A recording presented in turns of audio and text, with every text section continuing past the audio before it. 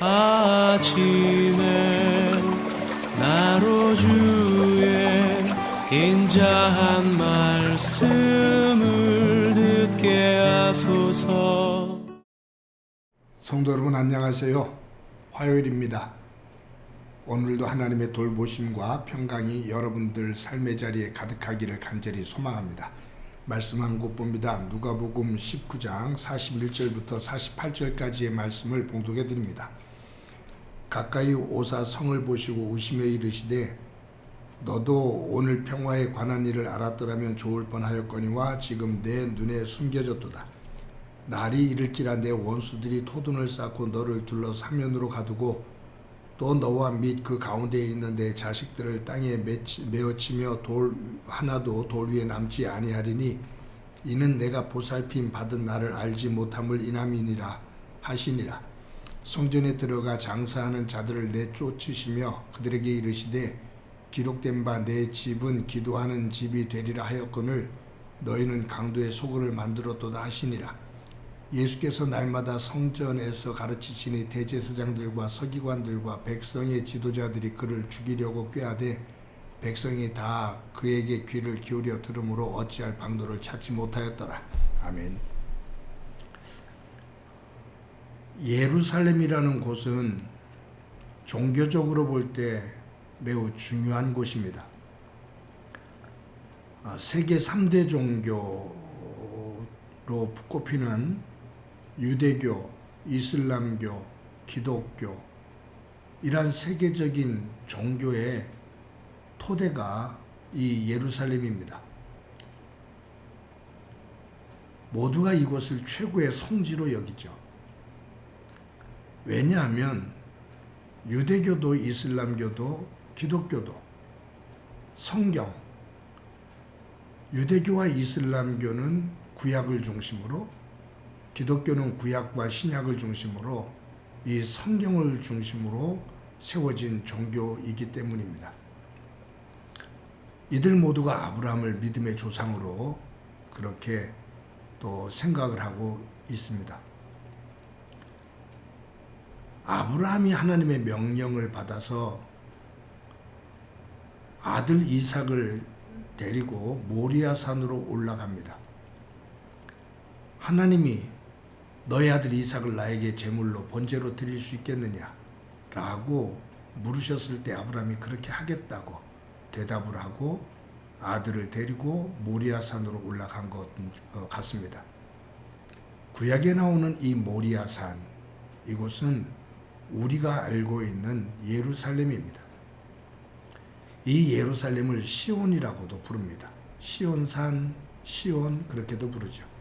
그러니까 이 모리아산, 예루살렘, 시온산 같은 곳을 말해요. 모리아산, 믿음의 조상 아브라함이 하나님의 명령에 따라 하나밖에 없는 그의 아들 이삭을 제물로 드리기 위해 올라갔던 산입니다. 번제로 드리려고 할 때 하나님께서 아브라함아 아브라함아 멈춰라 내가 너의 믿음을 보았느니라 라고 말씀하셨던 그곳입니다. 그런데 다윗이 예루살렘을 점령을 하고 그것을 통일 이스라엘의 수도로 세웁니다. 훗날 다윗과 솔로몬이 이대에 걸쳐서 힘을 모아 이 예루살렘의 성전을 지어요. 그러니까 아브라함이 아들 이삭을 번제로 드렸던 그 너럭바위 그곳 위에 다윗과 솔로몬이 성전을 지어요. 굉장히 의미가 있죠. 성전, 제사를 통해 하나님 앞에 죄사함을 받고 하나님과의 관계가 회복되어지는 곳, 하나님이 임재하시는 곳, 그 성전을 아브라함이 이삭을 번제로 드리기 위해 제단을 쌓았던 그곳입니다. 그런데 예수님께서 그 예루살렘 성에서 십자가를 지고 돌아가셔요. 그 제사의 완성이에요.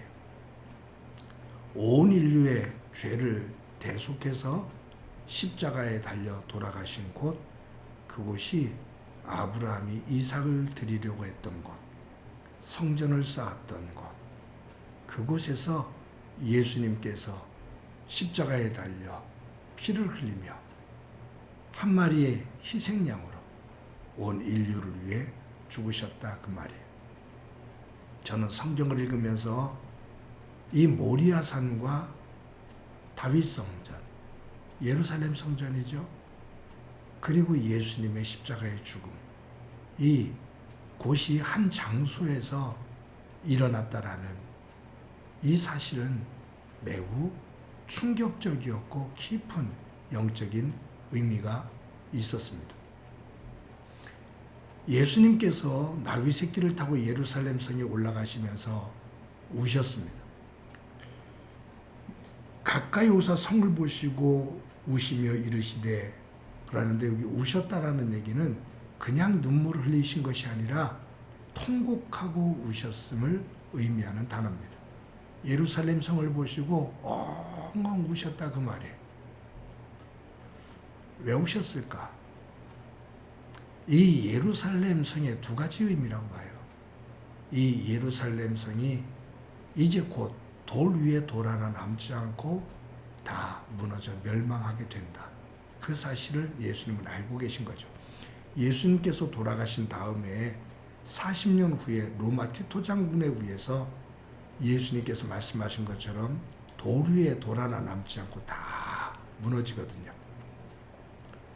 그것을 아시고 통곡하며 우셨다.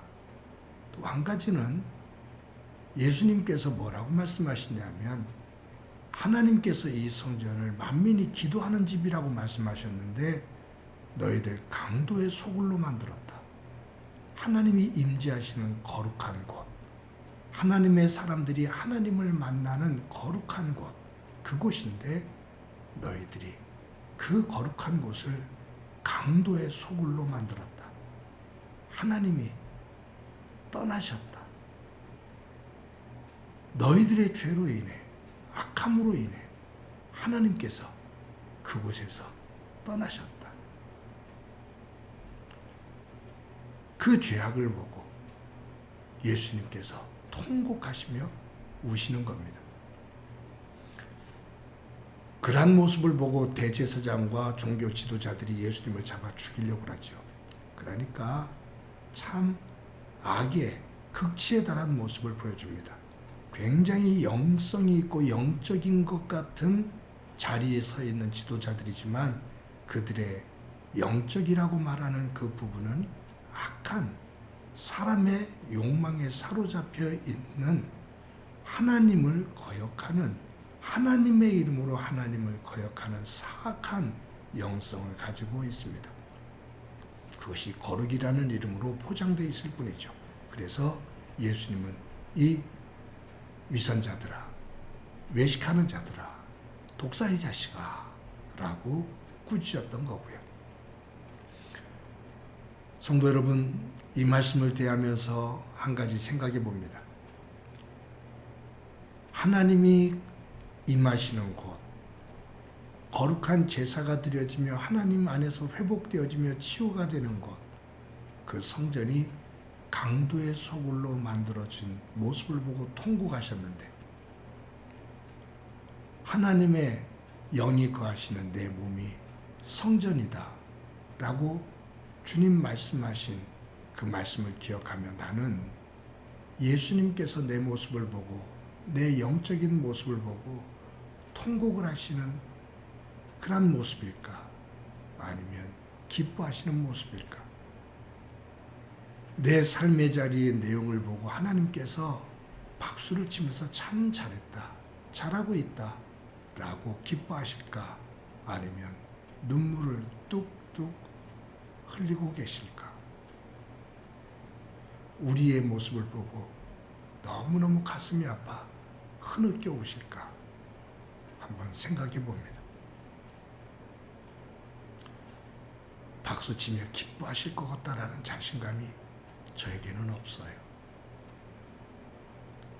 안타까워하실 것 같아요. 사순절입니다. 다시 한번 예수님을 내 마음속에 모시며 그분이 내 안에서 눈물을 거두시고 웃으시는 삶의 자리로 만들어가는 귀한 한날이 되어지기를 간절히 소망합니다. 그와 같은 복된 날을 만들어 갈 수 있도록 주님께서 힘주시고 지혜 주시기를 소망합니다. 한번 기도합니다. 하나님, 오늘도 귀한 하루 맞습니다. 우리의 모습과 삶의 내용을 보고 예수님 가슴 아파 눈물을 흘리시는 탄식하는 삶이 아니라 예수님께서 기뻐하시고 예수님께서 좋아하시는 그러한 삶으로 만들어가는 귀한 날이 되도록 은총 베풀어 주옵소서. 함께해 주시리라 믿고 예수님의 이름으로 기도드립니다. 아멘.